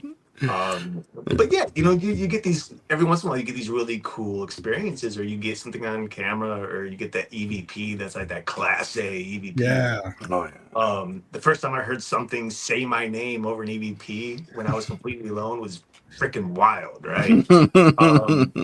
But that's not normal. That's not something that happens regularly. No. Unfortunately. Yeah. Right. Exactly. That happened to me, and I was here, and the investigation was happening in Florida. Well, you're with 305 on that? No, actually, it was not 305. It was another. It was South haunted South Florida. Oh, okay. They're no longer a thing now, but Gina Black was a part of it. Okay. Those guys. What's his name? Dixon. Anyway. So they were asking questions and they were letting it was alive, and they were like, "Hey, does anyone want to ask a question?" I'm like, "Yes." Ask it this, and the question was like, who was the meanest kid in school? It was like a schoolyard or school thing. Okay. And they said my name. It said my name as a reaction. Yeah, I was like, oh snap. So were you the mean kid in school? Apparently, no. But it's like it's acknowledging you. Uh-huh. It's so strange when you hear your name in one of those things, and they all were freaking out. I was like, "Oh my god, did you hear that?" It's like, yeah. I'm not asking any more questions. I have a lot of respect for you guys for your investigation, especially if you do 8 hours or something like that, and you have film and multiple cameras, having to go through every inch of film. Wow. Oh yeah. Respect. It helps to take notes when you are aware of activity, and that way you can just zip to that. Or you watch everything at 3 times high speed. Sorry? What if you miss something that's like really intricate? What I do anyway, is I have a larger screen I usually watch stuff on, and I watch it in 4 parts, 4 sectors, so I can play it all back at once from the same angle. I use my video editor to help me with that. And I'll watch it at like double speed, so it doesn't quite take as long. And I'll know if it's one of us crossing through. But if I see something anomalous, I can stop, back it up, and then play it at real time. And yeah, you might miss some stuff, but I also keep an eye on the voice oscillation. Yeah. So nice. Just in case something crops up, it's like, what? Someone's tapping out. Zoey, have you ever done anything like that? Zoey? No, I haven't. You don't do that anymore? No, I don't. I have not done that. We'll investigate the Sears Tower next time I'm in Chicago. It's not the Sears Tower anymore, is it? It's something I think else. it's something else now, yeah. But Sherry asked a question a while ago. Sherry asked a question about 15 minutes ago. I'm sorry, Sherry. What about mediumship? I don't think the church agrees with that. I think you're correct about that in that assessment. Although, interestingly, I know exorcists actually use, mediums. I guess you would call them church-approved mediums. Those in the faith that are practitioners with the Catholics especially. I think they use.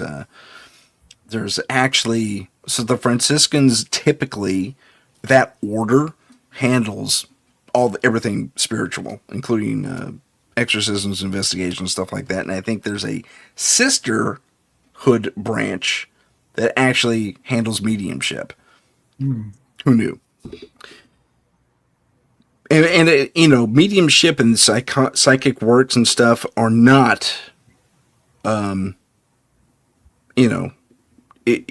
acknowledged by the church, especially in their saints. I'll give you a great example. One of my favorite saints in the whole world back when I was a kid, and still is, Padre Pio. Padre Pio that guy suffered a lot. He really did. He had the stigmata. So he had it on his hands, his feet, and his side. And he was also surprisingly psychic. Oh, wow. He once, this little girl, his mom took a little girl to see him because he was reported to be a healer as well. Actually documented as being a healer, hands-on healer. And what had never really been reported until this little girl showed up was, so her it's a crowd. Okay. He was already kind of famous back in the day. And, his mother and her daughter shows up, and they're there for the little girl because she has an illness that they can't really, one, identify or two, cure. And,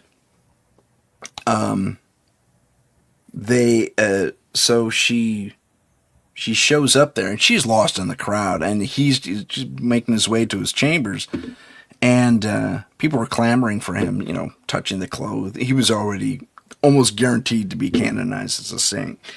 And then he stops, and he goes something like, I can't remember the kid's name. I want to say Lucia. I could be wrong about that. And he calls her out by name, Lucia, and turns. And makes his way through the crowd to the little girl. He never met her before. There were, no telephone, no letters. I mean, it was way before the internet. So he just zooms in on her. Oh, Lucia's here. I'll handle Lucia today. Da-da-da-da-da. The little girl's cured a couple days later. Ta-da-da-da-da-da. But it was fascinating. He was psychic enough to pick up on her, identify her without ever having seen her before or known of her. I found that to be extra fascinating and forgive the term miraculous. So, okay, that's my Padre Pio story. That's cool. Well, don't you think that most of us have the abilities, the mediumship abilities that they're in varying type of levels that, Sure. So, I mean, some people are really gifted with it. Some people have it, don't know it. Some people, it's very, very weak in their system or whatever, but it's another thing where the church looks at something they don't understand and what I find in those cases, because there are myriad of them in the more lay public, like me and Eric and you and Zoe, is that when it comes, at least it used to be the case 40 years ago. I really don't know where they stand now. That's why I got to talk to my priest about what's going on. But, and what his take is, or what the church's take is. Anyway, for example, a mother, we've all heard this story, sees her kids in trouble, pinned under a car.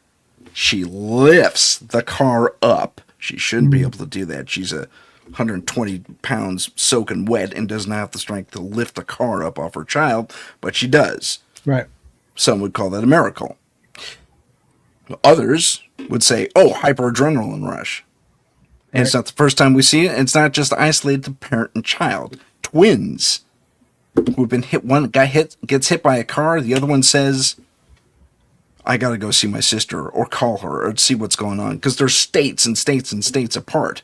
Or across Europe or whatever the case may be. They know there's a quantum connection there. Some would say quantum connection. Siblings. They have the exact same brains. They're identical every other way. Okay, so others would, at least 40 years ago in the church, we say miracle.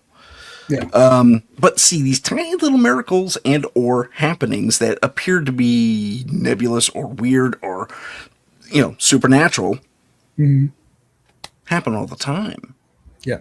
So to say it's we all have it, yeah, absolutely. I mean, I'm empathic. I'm not as strong as JJ by any stretch of the imagination, but I know what it is to be an empath because I experience that all the time. I don't see when I was a little kid, I still do to a degree, but when I was a little kid, I saw auras. Hmm. They were just, you know, full body halos around people, and I thought everyone could do it, and then I realized not everyone could. Very interesting. When you ask, could you ask what they think about your saint? Because I feel like they would say, "Well, that's God speaking through him. That's not mediumship or psychic ability. It's God." And a lot of people are going to accept that. I don't subscribe to that. I don't think that's what it is. I think psychic abilities are a real thing, and mediumship is a real thing, and I think we tend to go towards that and say, okay, well, this exists. It's not heresy. It's not something it's not the demons or what have you. It's not, if it's a saint, well, that's God working through. It's not any of that stuff. I think it's factual that some people have those abilities. And as far as twins are concerned, I like that you use the word quantum with that, like superpositioning kind of thing. That's interesting because, I mean, think about it. Sometimes they create their own languages. They're so connected. Exactly right. Right. So, and they can full on communicate that way too. Absolutely. I love that. I think that's very interesting stuff. And if you've ever heard twins speak, 9 times out of 10, it's gobbledygook. I mean, it's it's almost like they're talking in tongues to borrow from religion, but they're not. To them, it's English, it's French, whatever it happens to be, and they can hold full conversations in it. Yeah. And it seems to be almost instinctual, which is another interesting thing. I do want to say, like, when it comes to God-given gifts, what's spirit-inspired or what's, psychic, I mean, I think it just really depends on the situation as well. I've talked to so many individuals who say that we're all capable of mediumship if we open that eye within our mind and allow ourselves to communicate. Right. I'm not inclined to do that. I'm not good at it. My cousin, on the other hand, Justin, my co-host, he is. He studies that and practices regularly, meditates. But like, for a quick example here, back in 2010, I think it was, a woman reached out to me. She was struggling with what she believed was a demonic entity in her upstairs, her second floor. Her and her son would always see it, black mass, red eyes. She described this thing in great detail. I never went and visited, but I was able to work with her and pray with her. And so one night, and I kept this completely secret, I just went to my church. A group of my friends were there. My pastor came over and I said, hey, there's this woman. She's struggling. She would like some prayer. And I was just hoping we can all go around and just do a little prayer for her. And so we did. And a buddy of mine who absolutely does not touch anything paranormal whatsoever. He's scared to death of it. This is a guy who, he was in Iraq for years after 9/11. And he could do that all day, but petrified of anything dark, right? We get done praying and he comes up to me, he says, dude, I need to share this with you. When we were praying, I had this vision of like this black mass with bright red eyes screaming at us as we're praying. And it's like, was that psychic? Was that the spirit of God reaching through and like showing him a vision of what we were actually doing? Was it the entity who was able to latch on and figure out what's happening, trying to like, dissuade him from doing things or from praying? We don't know. We really don't know. I mean, it very well could be spirit inspired by God. It could be psychic. They could be one and the same. Yeah. I think every individual, and that's a great story. Thanks for sharing that, Eric. Did it stop? Did it stop after that? It did. I reached out to her 2 days later, and she said that 2 nights prior, everything cleared in her house. It felt like a energy lifted, and she hadn't witnessed anything.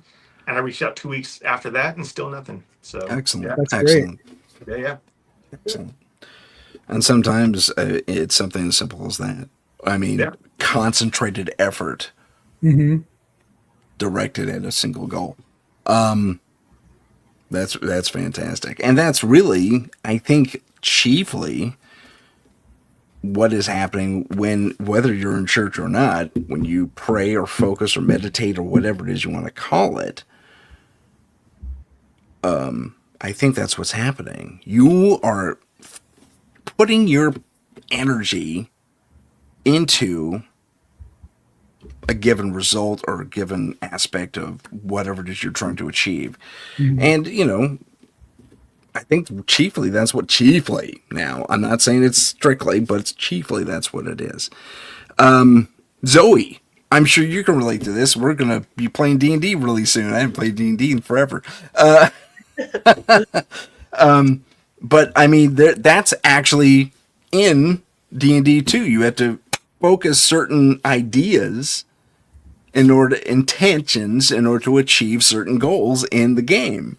Mm-hmm. So yeah, I mean, I think yeah, that is a fun part of the game. Really, it's. I mean, sure, there is an actual game aspect to it. Well, really, it's collective storytelling, right? Yeah. And so, as the dungeon master, I will create a sort of framework, and kind of guide. But then from there, it's really up to the players to you're writing. It's like you're writing a character for a show in real time. Yeah. And you're embodying that character. And so the irony is that the beauty of it to me is that the way certain things work out that you did not anticipate or you thought would go one way and they go another, and it ends up creating an even better story. So there could be, it's this sort of a synergy between the group. I was specifically referring to when in the game, when you do, for instance, spell work, you have to actually list and say your intention to the DM in the group on certain aspects of the game. I mean, technically, yeah, you're right. Yeah, I guess you are sort of doing that. But it's more literal, and you understand. And that's another thing I found kind of, I don't know, people kind of took a poop on D&D for a while. Because they felt it was idolatrism of some sort or another. I don't agree with that. It's storytelling, like you said, and it's a game. When it comes to, say, the Ouija board as a paranormal investigator, that's a game. It's a game. No, sorry, that is made by a game company. Yeah, I know, and they should be sued out of into oblivion for it, in my personal estimation. And that's before I was like that before I came back to the church. Okay, so no, that's for me. That's a bad news. But there is a proper way to handle said board, said game, if you want to call it that. But for my money, it isn't. No, you should go down the rabbit hole on that. It's amazing. We should. With Mod Girl's here. Hey, Mod Girl. Sorry, go ahead. No, it's okay.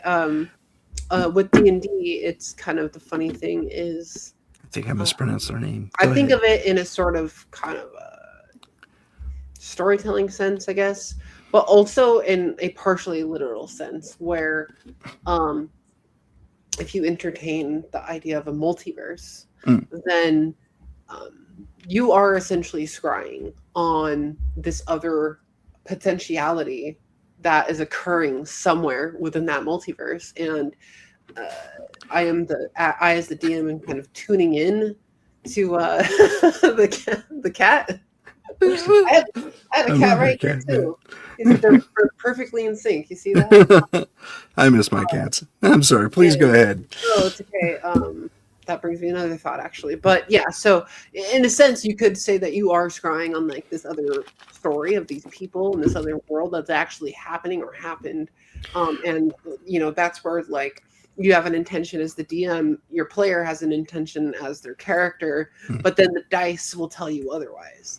And so, it's mechanized fate is what it is. Well, yeah. And it's almost like, every time you roll that dice, you're scrying, because you can scry with numbers and that as well. And I find it more mechanical than that, than to call it scrying, from my personal perspective. Sure. But go ahead. Yeah, no. Well, so I'm sure if anybody has had animals before, especially cats, but dogs too, you might find that, and there's been studies done on this, but you might find that they seem to know when you want to do things, when you're going to leave, when you're going to come home.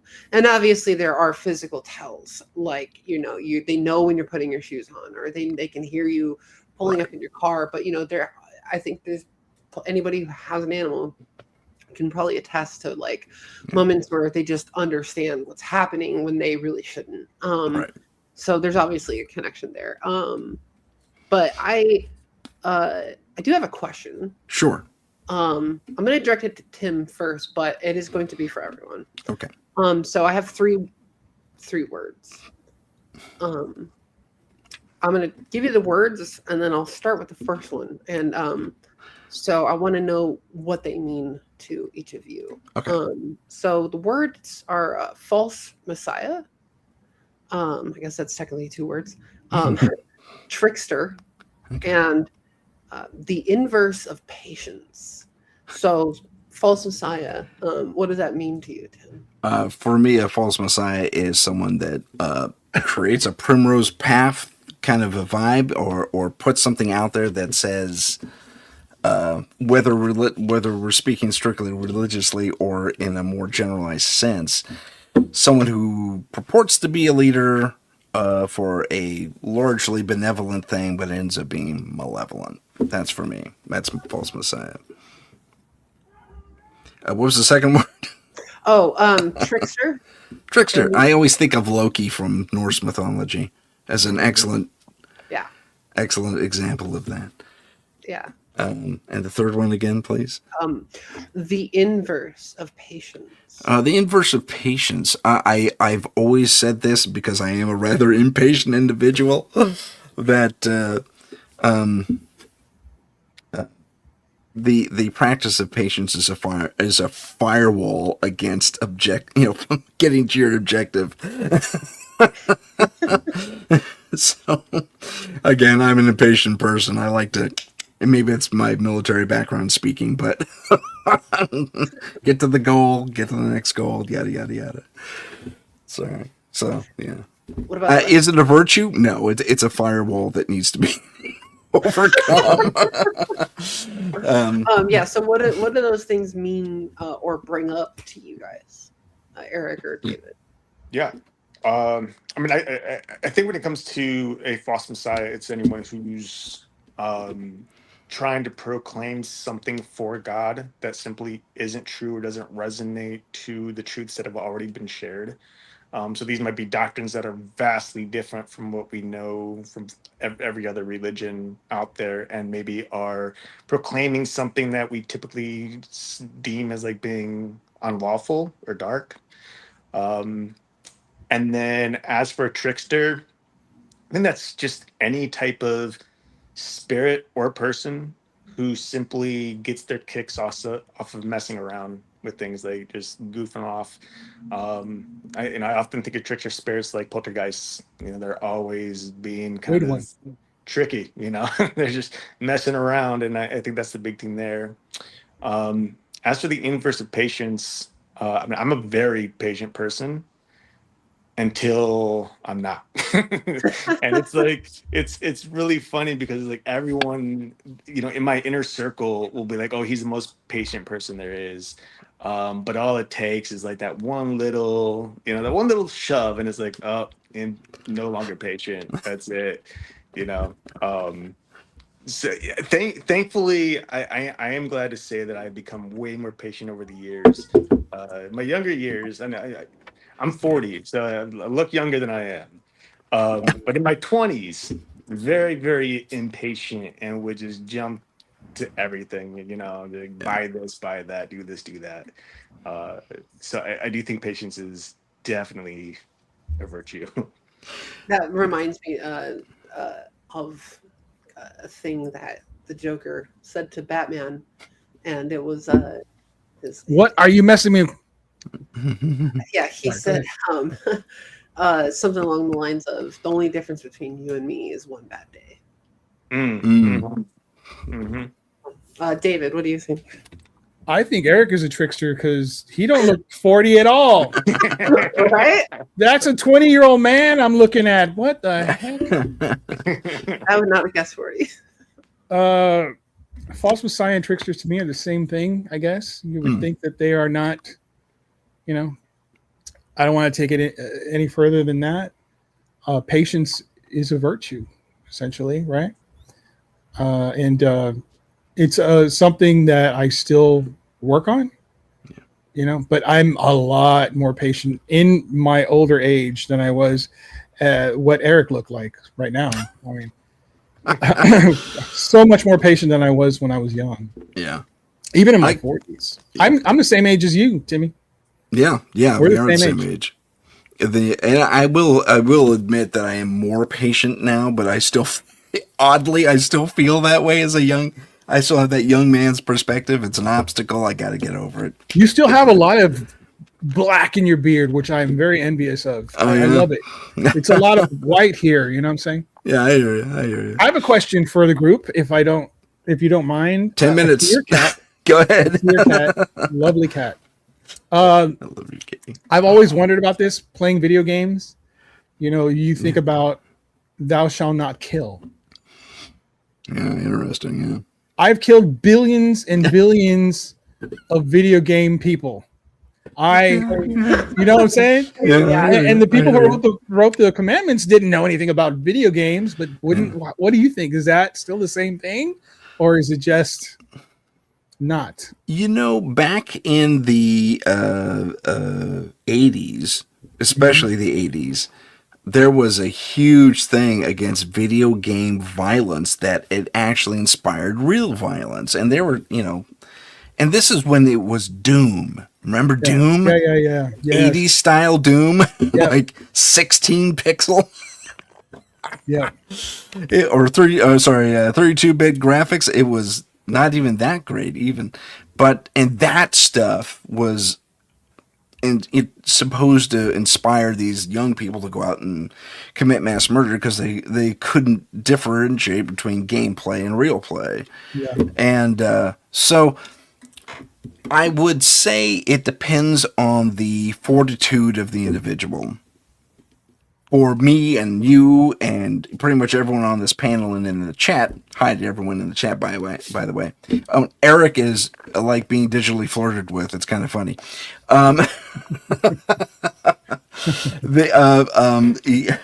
You're 40, really? Oh my God, you don't look it. But I think it's about the individual fortitude. From a gaming perspective, we all know that. If you restart that level, those same bad guys are coming back to give you a challenge. If they were really dead, they never come back. They're a digital creation. And you could say, oh, it's Matrix from another universe. You could, if you want to make that argument. But if you have... It could even be thought as being cathartic and or therapeutic to a certain degree. Right. Again, it's about the individual fortitude and what you can separate when it comes to flesh and blood reality versus going pew, pew, pew, pew. I mean, it's already in you. It's already in you. This is going to help you get it out, right? Yeah, that's one aspect. Yeah, it's but then again, everyone is capable of that act. Everyone is Cain, my friend. Given a set of circumstances that you cannot foresee, you could become that person. I think everyone's capable of that. I would never want to do that. So, yeah. But I've always thought, oh my God, am I going to hell because I killed so many NPCs, SOCOM, Navy SEAL guys on a video game? I was really concerned about that. For the longest time. From my perspective, I think you're safe. Sherry thinks it desensitizes a person to that type of activity. Again, I would cite personal fortitude to really make that determination. What does everyone else think? Go ahead, Eric. Oh, he Eric. sounds like a robot on my side. Oh my God, he sounds like a demon. He sounds like a robot. A to me. 20-year-old 'Cause- demon. No. Looks like you got the mask man coming for you. Oh wow. Say something for me, Eric. That's Wow, interesting. it You sounds- sound like a robot to me. Like everything's Sounds talking to me. weird, man. Kind of cool though, but I can't understand what you're saying. Yeah. You want to come out and come back in real quick? Zoe, what do you think? Sure. I've played video games my whole life. I'm a huge gamer, so yeah, obviously I'm guilty of that sin if that's the case. But no, I mean obviously, I mean if we're talking in a literal sense, then it is just a matter of murder being bad. And this is something very close to me. But murder being bad is because of many reasons, but if you take a religious approach, you're killing God's creation. If you take a more scientific or realistic approach, not that is not realistic, but it's it's obviously an evil act to do so, even if it's necessarily for like a good reason, because you're taking away a piece of consciousness that is the same as you. And just like you said, David, and I agree with that. And you're taking away somebody from everyone else in the world, everything that their potential to be. And but if we're talking in metaphorical sense, as far as video games, I mean we kill things every day in that sense. You shed bits of yourself, you change your opinion, you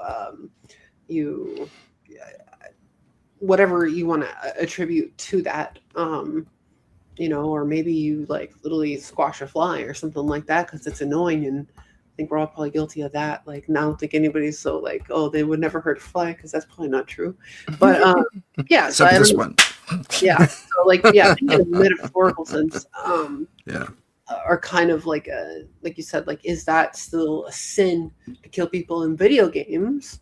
I guess that's I think it goes to the core of our conversation from my perspective, is that it comes down to like what is truth to you, and what is the fortitude in yourself of who do you want to be and represent, etc. So and well, since he's not back yet, I'll just follow up. Those were the 3 cards that I pulled. Eric had to chime in. I had to dip out. My power went out at the beginning of the show, so I've been using my phone. Oh no! Oh no! But the dang thing is overheating, hence why I probably sounded like a demon. That's what he had I'm to glad say. it's about the Hat Man or the Mask Man. Right. It's very good. That was a very interesting guest you had on there. I like Tim. Tim. My name's Tim. I'm having a stroke. He was awesome. Eric was awesome. Eric is from Nice meeting you. Paranormal Truth Reborn. Cool. They're a show here on the UPRN. Oh, nice. So. Okay, ladies and gentlemen, I want to thank you for watching and listening. My guests, it is time to end the show. Tell us where we can find you. You have 30 seconds. Go, Zoe. At Zoey Elderbrain on Instagram and now on TikTok. So spelled how it sounds, ZoeyElderbrain.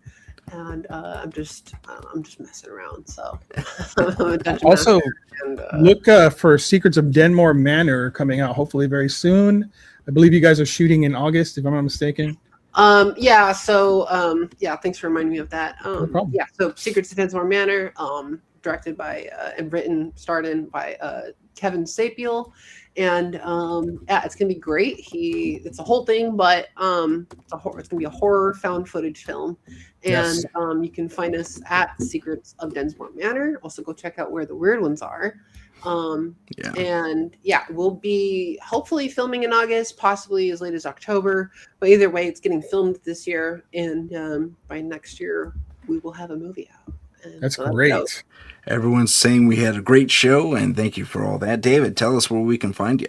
I'm David from Down the Rabbit Hole. You can find me everywhere. Just look for Down the Rabbit Hole. I have a podcast called David Don't Know, and the latest episode is with Askia, the Boogeyman Booker.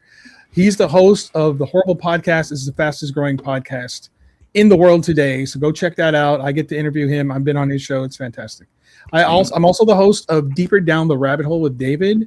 I have 2 episodes out, and if you love going deeper down a rabbit hole, definitely check that show out.